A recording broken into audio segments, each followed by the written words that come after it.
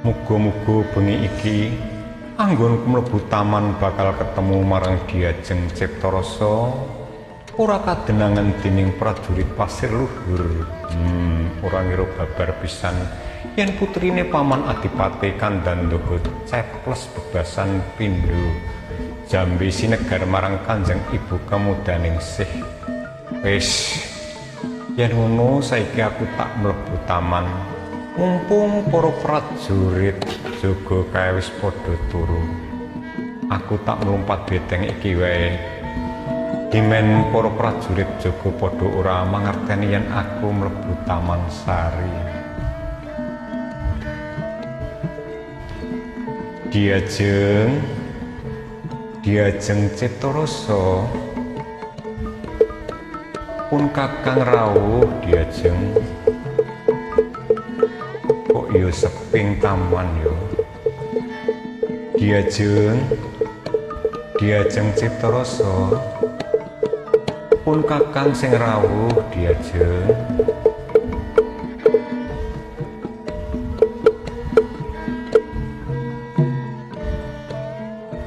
Kang Mas Kamandaka kok durung rawuh.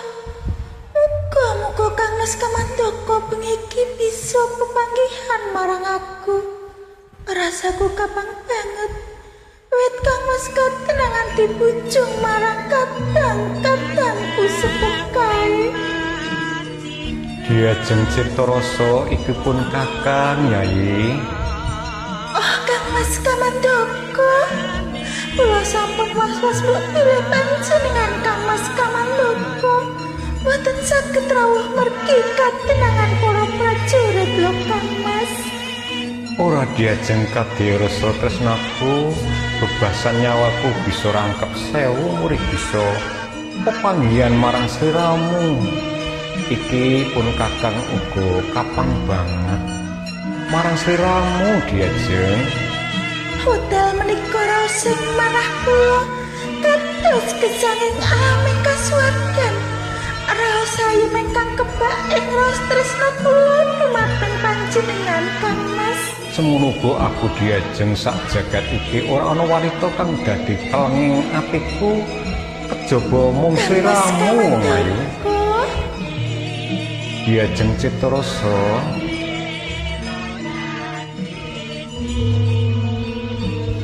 wiwit patemonku marang sliramu kae enggo aku ditundung dening Rama Patih Raksanata, rasaku kaya keseksa dening tresna mripatku kang lam-lamen marang sliramu wong ayu. Kang Mas, kula kados tiyang ingkang tanpa daya karana kula pisah dumateng panjenengan amargi kawontenan para kadang-kadang kula sepuh badhe nyepeng panjenengan Kang Mas. Iya Diajeng, kene-kene ndak panggu kene. Wong ayu kanggo nambani rasa kapanging pun kakang Diajeng. Kang Mas Kamandaka. Rasaku ora bisa tak gambarake. Aku mau pisah marang sliramu Diajeng nganti ing besok tekan kaken-kaken lan neng-neng. Amung patiku kang bakal misahake marang sliramu wong ayu. Kang Mas.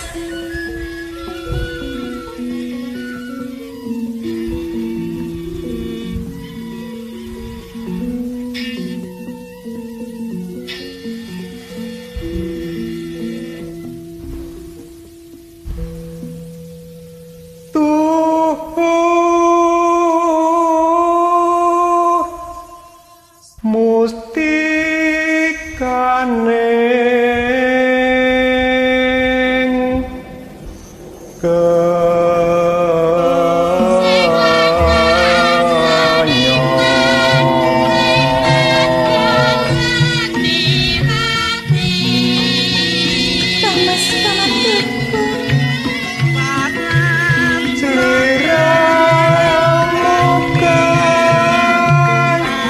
Kati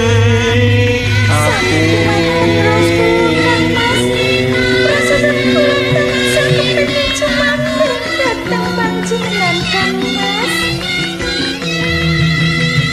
Asa bukan hangus jiwa Kang Mas pamandoko menika lho, menapa inggih mekaten Kang Mas?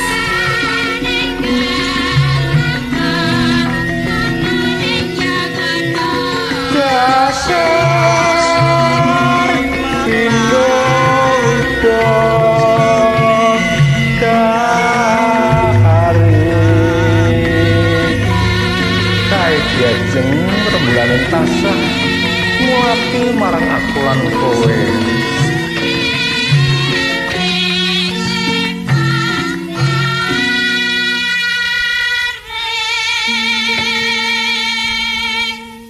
gawe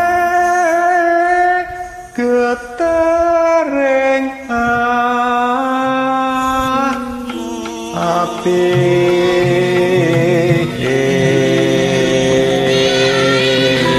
Inggih Kang Mas, kula ketingal pirsa menawanipun piyambak saweg pepasihan nggih Kang Mas. Amon sirat duh wong ayu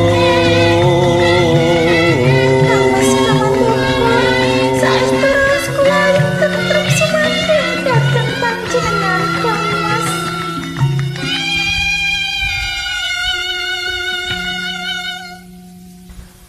Done mas pujane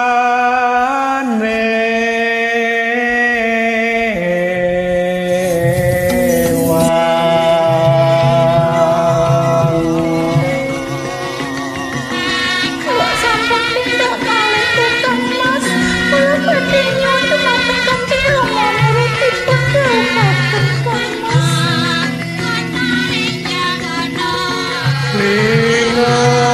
Lingamukan rasa asih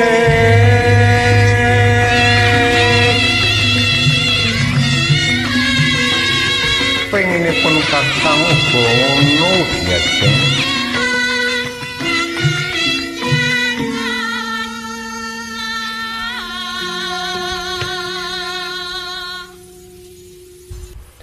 barang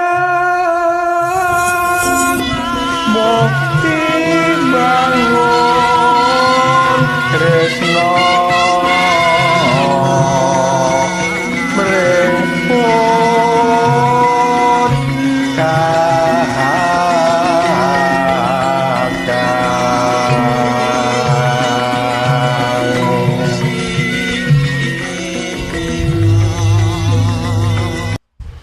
Iki prastiyanipun Kakang Yai.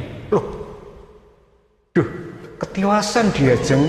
Aku kedenangan ana Taman Sari. Wis Yai, aku njaluk pamit. Aku njaluk pamit yo.